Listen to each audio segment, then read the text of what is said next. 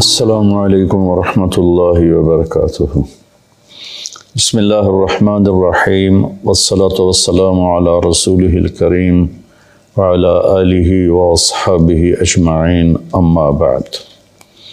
میرے محترم بھائیوں اور بہنوں، رمضان المبارک کا رحمتوں والا برکتوں والا مہینہ چل رہا ہے۔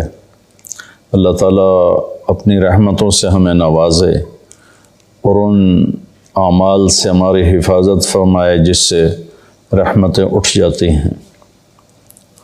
ابھی ایک حدیث میرے ذہن میں آئی جب میں ریکارڈنگ کے لیے آ رہا تھا، میں نے چاہا آپ سے بھی شیئر کروں۔ یہ دو حدیثیں ہیں، ان کو جمع کر کے میں ایک نتیجہ اخذ کرتا ہوں، وہ آپ کے سامنے پیش کرتا ہوں۔ اللہ کے نبی صلی اللہ علیہ وسلم مدینہ میں تھے تو جبریل انسانی شکل میں آئے اور آپ کے سامنے اتحیات کی شکل میں بیٹھ گئے اور آ کر آپ سے پوچھا مل اسلام، یا رسول اللہ اسلام کیا ہے؟ عمر رضی اللہ تعالیٰ عنہ فرماتے ہیں کہ ایک نوجوان تھا، وہ آ کے مجلس میں بیٹھا تو شدید و بیاض الثياب و شدید و سواد الشعر لا یرى علیہ اثر السفر ولا يعرفه منا احد۔ ایک نوجوان آیا، سفید کپڑے، اس سے اندازہ ہوا کہ مسافر نہیں ہے، کیونکہ اس زمانے کا سفر تو کپڑے سارے ہی خراب کر دیتا تھا، اور اگر وہ مسافر نہیں تو لا يعرفه منا احد، ہم میں سے کوئی اس کو پہچانتا بھی نہیں۔ اور آ کر وہ آپ کے سامنے اتحیات کی شکل میں بیٹھا اور اپنے ہاتھ یہاں رکھ لیے، اور اگر آپ سے کہتا مل اسلام، یا رسول اللہ اسلام کیا ہے؟ تو آپ نے فرمایا شہادت لا الہ الا اللہ محمد رسول اللہ و اقام الصلاۃ و ایتاء الزکاۃ و صوم رمضان وحج البیت من استطاع الیہ سبیلا۔ کا اسلام یہ ہے کہ کلمہ شہادت کی گواہی دینا، لا الہ الا اللہ محمد رسول اللہ، میں گواہی دیتا ہوں اللہ کے سوا کوئی عبادت کے قابل نہیں، اور محمد صلی اللہ علیہ وسلم اللہ کا رسول ہے، اور 5 وقت نماز پڑھنا اور زکوٰۃ ادا کرنا جو مالدار لوگ ہیں، اور رمضان شریف کے روزے رکھنا، اور جس کے پاس ہمت ہو پیسہ ہو تو وہ اس پر حج بھی فرض ہے۔ یہ 5 باتیں آپ نے بتائیں تو وہ کہنے لگا صدقتا، سچ کہا آپ نے۔ تو عمر رضی اللہ عنہ فرماتے ہیں کہ ہمیں بڑی حیرت ہوئی، یسألو یصدقہ، کہ سائل بن کے سوال بھی کرتا ہے اور پھر آگے یہ بھی کہتا ہے آپ نے ٹھیک کہا۔ پھر اس نے پوچھا مل ایمان، یا رسول اللہ ایمان کیا ہے؟ تو آپ نے فرمایا ان تؤمن باللہ و ملائکتہ و کتبہ و رسلہ و بالبعث بعد الموت۔ ایمان یہ ہے کہ تو اللہ پر ایمان لائے، اس کے فرشتوں پر، اس کی کتابوں پر، اس کے رسولوں پر، اور موت کے بعد اٹھائے جانے پر، کہ موت کے بعد ایک زندگی ہے جس میں فیصلہ ہوگا اچھے اور برے کا۔ کہنا صدقتا، آپ سچ کہتے ہیں یا رسول اللہ۔ حدیث تو آگے بھی چلتی ہے، تو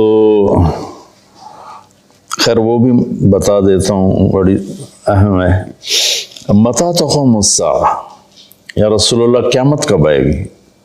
تو آپ نے فرمایا مل مسئول عنہا بعلم من السائل، میرے دوست یہ دنیا میں کسی کو نہیں پتہ سوائے اللہ کے کہ قیامت کب آئے گی۔ تو کہنے لگا اخبرنی عن اماراتها، مجھے اس کی نشانیاں بتائیں۔ تو آپ نے ارشاد فرمایا کہ ان تر الحفاة الرعاة العالة رعاء الشاء يتطاولون في البنيان وان تلد الامة ربتها۔ تو آپ نے 2 نشانیاں بتائیں۔ فرمایا جب تو دیکھے عرب کے بدو ننگے پیر چلنے والے اور بکریاں چرانے والے بڑی بڑی بلڈنگوں کے مالک بن جائیں اور ایک دوسرے کے ساتھ مقابلہ کریں، میری بلڈنگ کی منزلیں زیادہ ہیں، اس کی کم ہیں، اس کی کم ہیں، میری زیادہ ہیں، ایک یہ بتائی۔ اور دوسری یہ بتائی جب تو یہ دیکھے کہ بیٹیاں بھی ماؤں کو ذلیل کرنے لگ جائیں یہ خاص طور پر بیٹی کا ذکر کیا کہ بیٹے عام طور پر زیادہ سرکش ہوتے ہیں اور بیٹیاں اکثر دھیمے مزاج پر ہوتی ہیں، ماؤں کا ساتھ دیتی ہیں۔ تو آپ نے فرمایا خاص طور پر جب بیٹیاں بھی ماؤں کو ذلیل کریں۔ جب بھی میں حدیث بیان کرتا ہوں تو مجھے ایک واقعہ یاد آ جاتا ہے۔ ایک بیٹی اپنی ماں سے کہہ رہی تھی بھونک نہیں، بھونکو مت، بھونک نہیں، وہ ہماری زبان میں تھی، بھونک نہیں۔ اور اس کی ماں کچھ بھی نہیں کہہ رہی تھی، صرف اس کے خاموش آنسو ایسے بالکل لڑیوں کی طرح بہہ رہے تھے، ایسے ایسے ایسے ایسے ایسے۔ تو آپ نے فرمایا جب ماؤں کی بیٹیاں بھی عزت نہیں کریں گی اور ان کو ذلیل کریں گی تو بس پھر سمجھو کہ قیامت قریب ہے۔ اس کے بعد وہ اٹھے اور چلے گئے۔ پھر آپ نے حضرت عمر سے فرمایا بعد میں کہ جانتے ہو یہ کون تھا؟ کہا جی نہیں۔ کہا یہ جبریل تھے جو تمہیں دین سکھانے کے لیے آئے تھے، سوال کی شکل میں۔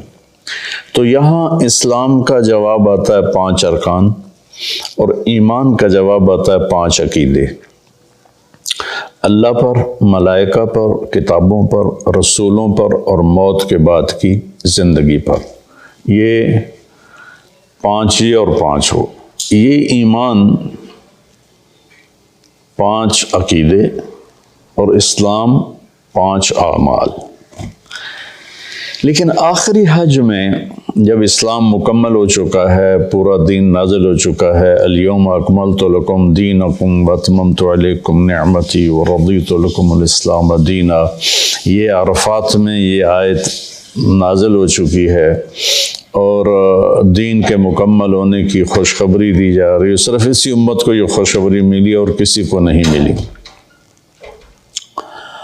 تو وہاں عمر بن عبسہ رضی اللہ تعالیٰ عنہ ایک صحابی ہیں جو حج میں ہی شریک ہوئے۔ پہلے مکہ میں آئے تھے تو آپ نے کہا ہم بہت کمزور ہیں، ابھی چلے جاؤ، جب اللہ ہمیں طاقت دے گا پھر آ جانا۔ تو یہ کلمہ پڑھ کے چلے گئے اور پھر یہ آئے جب آپ حج میں تھے تو انہوں نے حجۃ الوداع میں سوال کیا۔ کس جگہ پر یہ ہو سکتا کہیں لکھا ہو، مجھے یاد نہیں، کہ یا رسول اللہ مل اسلام۔ اب جبریل مل اسلام اور یہ بھی کہہ رہے ہیں مل اسلام۔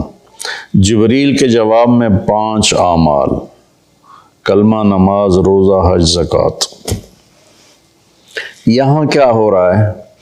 مل اسلام، یا رسول اسلام کیا؟ اب اسلام مکمل ہو چکا ہے۔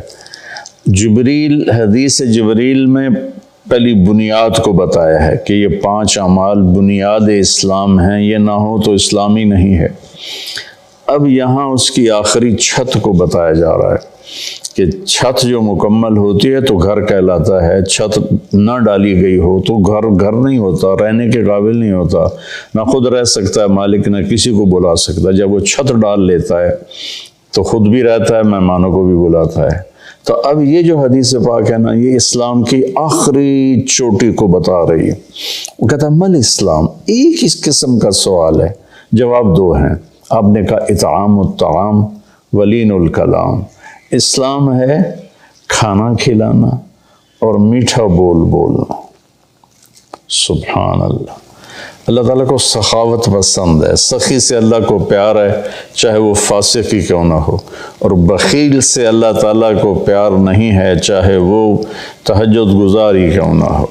جو پیسے کا پجاری ہے، یحسب مالہ اخلد ان مالہ اخلدا جمع مالا وعددا، تو یہ اللہ کو انتہائی ناپسند ہے جو پیسے جوڑ کے نہ اپنے اوپر خرچ کرتا ہے، نہ بچوں پہ خرچ کرتا ہے، بس مال بڑھا رہا ہے، کاروبار بڑھائے جا رہا ہے۔ تو یہ اللہ سے اس کی دوستی کبھی نہیں ہو سکتی۔ تو اطعام الطعام، کھانا کھلانا، ولین الکلام، اور نرم بول بولنا، نرمی والا بول بولنا، نرمی والا بول بولنا، نرمی والی گفتگو کرنا، یہ اسلام کی انتہا ہے۔ تو کھانا تو بہت لوگ کھلاتے ہیں، لیکن زبان کا بول نرم ہو، میٹھا ہو، یہ امت سے نکل گیا ہے، کم از کم بر صغیر سے تو نکل گیا ہے، باقی دنیا بھی پھرا ہوں، دست و گریباں ہیں اور پیچھے زبان کا بول ہے، رشتے ٹوٹ رہے ہیں، محبتیں ختم ہو رہی ہیں اور خاندان بکھر رہے ہیں، اس کے پیچھے کہیں کہیں جائیداد کے جھگڑے بھی ہیں، لیکن زیادہ جس چیز نے آگ لگائی ہے وہ ہے یہ زبان کا بول۔ میرے نبی نے حضرت معاذ بن جبل رضی اللہ عنہ سے فرمایا، معاذ تمہیں ساری شریعت کا خلاصہ بتاؤں؟ تو انہوں نے کہا جی کیا ہے؟ تو آپ نے ایسے کیا، یہ دیکھیں میری 2 انگلیاں، اور یوں زبان کو اس طرح کر کے پکڑا، ایسے نہیں پکڑا، ایسے پکڑا، ایسے کہ غلط بول پر اس کو کاٹ دو، نفرت والے بول پر اسے کاٹ دو، دل دکھانے والی بات پر اسے کاٹ دو، چپ ہو جاؤ، خاموش ہو جاؤ۔ خاموشی بہت بڑا عمل ہے۔ ہم بچوں کو بولنا سکھاتے ہیں نا، بڑوں کو چپ رہنا سیکھنا چاہیے۔ لقمان علیہ السلام کا فرمان ہے، بیٹا میں چپ رہنے پہ کبھی نہیں پچھتایا، میں جب بھی پچھتایا اپنے بول پہ پچھتایا۔ تو بھائیو، اللہ تعالیٰ ہی کرے گا میری آواز کتنے لوگ سن لیں گے، 1 لاکھ 2 لاکھ، یہ تو 22 کروڑ عوام کا مسئلہ ہے۔ اور اچھا کبھی کبھی تو مایوسی میں ڈوب جاتے ہیں کہ پتہ نہیں ہدایت کو پھیلتا دیکھنا نصیب میں ہے یا نہیں ہے، پوری شیطانی طاقتیں متحرک ہیں۔ تو پھر وہ پوچھتا ہے مل ایمان، ایمان کیا ہے؟ اب جبریل نے بھی پوچھا تھا مل ایمان، تو اپنے 5 عقیدے بتائے، اللہ پر، کتابوں پر، ملائکہ پر، رسولوں پر، آخرت پر۔ اب یہاں آپ نے عقائد نہیں بتائے، وہ ابتدائی بات تھی، یہ انتہائی بات ہے۔ انہوں نے کہا مل ایمان یا رسول اللہ، ایمان کیا ہے؟ تو آپ نے فرمایا الصبر والسماحہ، ایمان ہے صبر کرنا اور معاف کرنا۔ یہ دونوں چیزیں بھی ختم ہو چکی ہیں۔ صبر ایمان کا لازمی جزو ہے، اور ہر ایمانی صفت کا لازمی جزو ہے۔ ایک دفعہ میں نے قرآن سے دیکھا تو کوئی ایمانی صفت ایسی نہیں جس کے ساتھ اللہ نے صبر کو ذکر نہ کیا ہو۔ صبر ہمارے ایمان میں ایسے ہے جیسے ہمارے جسم میں خون ہے، خون نکال دو آدمی مر جاتا ہے، یا پانی ہے، پانی نکال دو تو آدمی مر جاتا ہے، جو زیادہ ڈائریا بڑھ جائے تو اس سے موت واقع ہو جاتی ہے۔ تو جس ایمانی صفت سے صبر نکل جاتا ہے وہ صفت ڈیڈ ہو جاتی ہے۔ تو بھائی وہ صبر کر، قیامت کا دن اعلان ہوگا فَلْيَكُنْ أَهْلُ الصَّبْرِ، صبر کرنے والے کھڑے ہو جاؤ۔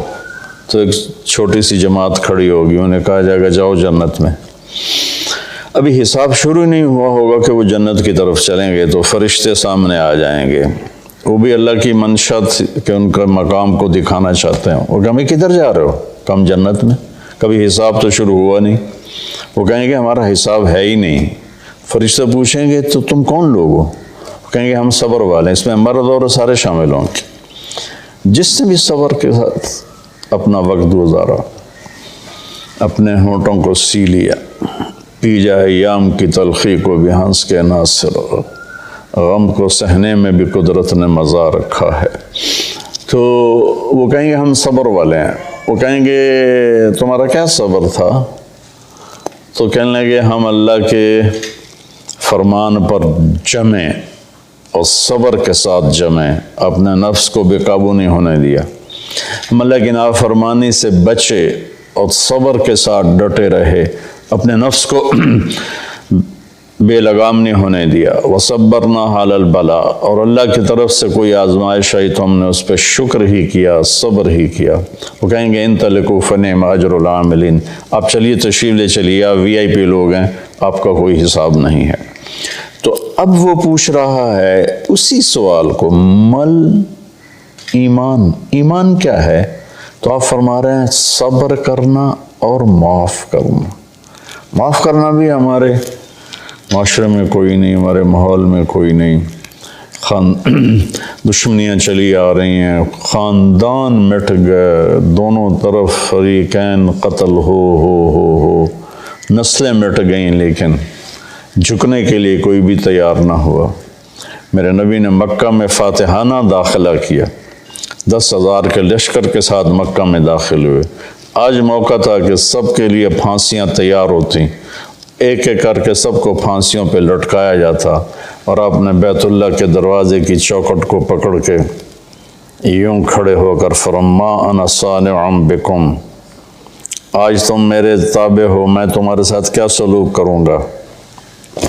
تو سہیل بن عامر رضی اللہ تعالیٰ عنہ ابھی ایمان نہیں لائے تھے، اس موقع پہ ایمان لائے، کہنے لگے کریم ابن کریم، آپ بڑے کریم ہستی ہیں، کریم کی اولاد ہیں، یعنی آپ بڑے عالی اخلاق والے ہیں، عالی اخلاق والے کی اولاد ہیں، ہمیں خیر کی ہی توقع ہے۔ تو آپ نے فرمایا انتم الطلقاء اذهبوا انتم الطلقاء لا تثریب علیکم اليوم، میں وہ کہتا ہوں جو میرے بھائی یوسف نے اپنے بھائیوں سے کہا تھا، یوسف علیہ السلام نے، کہ جاؤ تم آزاد ہو، تم پر کسی قسم کا کوئی ایلیگیشن نہیں ہے۔ سبحان اللہ۔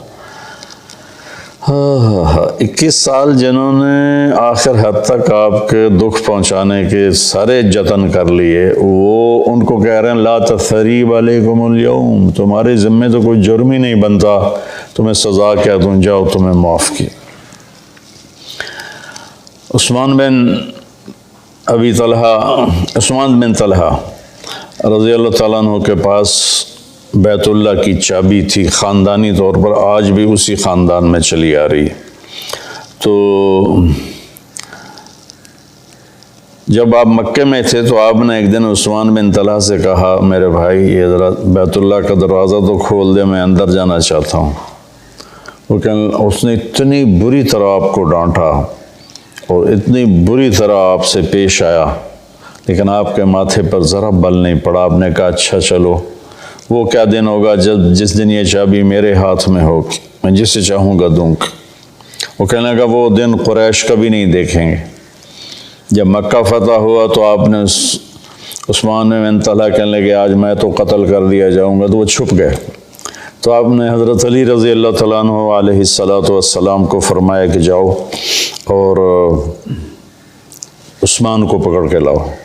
تو ان کو ڈھونڈتے ایک جگہ مکہ چھوٹا سا تھا، ایک جگہ چھپے ہوئے تھے، وہاں سے ان کو پکڑا، ان کے ہاتھ مروڑ کے چابی ان سے چھینی، اور چابی اور ان لے کر حاضر ہو گئے اور چابی آپ کو پیش کی۔ تو حضرت عباس رضی اللہ عنہ چچا پاس کھڑے تھے، کہنے لگے یا رسول اللہ اب چابی ہمارے خاندان میں کر لیں، ہم حاجیوں کو پانی پلانے کا کام بھی کرتے ہیں، بنو ہاشم کا خاندانی یہ ان کی ذمہ داری تھی حاجیوں کو پانی پلانا، زمزم سے پانی کھینچ کر۔ تو انہوں نے عرض کی یا رسول اللہ یہ بھی ہمیں دے دیں، چابی بھی ہمیں دے دیں تاکہ یہ دو قسم کی نعمتیں ہمیں حاصل ہو جائیں، بیت اللہ کی برکتیں۔ آپ نے حضرت عباس کو کوئی جواب نہیں دیا، آپ نے چابی ایسے پکڑ کا عثمان یوں کھڑے ہوئے تھے، ایسے ان کا سر اوپر نہیں اٹھ رہا تھا، کہا عثمان، تو نے شرمندگی کی سا یوں سر اٹھایا، کہا یہ کیا ہے؟ وہ خاموش رہے، کہا دیکھیے وہ چابی ہے جو میں نے کہا تھا، وہ کیا دن ہوگا جب یہ میرے ہاتھ میں ہوگی، اور یہ لو میں تیرے ہاتھ میں پکڑا رہا ہوں، قیامت تک یہ چابی تیری نسل میں رہے گی، کبھی تجھ سے کوئی لے نہیں سکے گا۔ سبحان اللہ۔ اب اس کا سلوک دیکھیں اور اللہ کے محبوب کا سلوک دیکھیں، کتنا تضاد ہے، کتنا فرق ہے۔ تو عثمان رضی اللہ عنہ کی اولاد نہیں تھی، تو چابی ان کے بھائی شیبہ بن طلحہ کی طرف منتقل ہوئی، اور وہ چابی آج تک چلی آ رہی ہے شیبہ بن طلحہ رضی اللہ عنہ کی نسل میں۔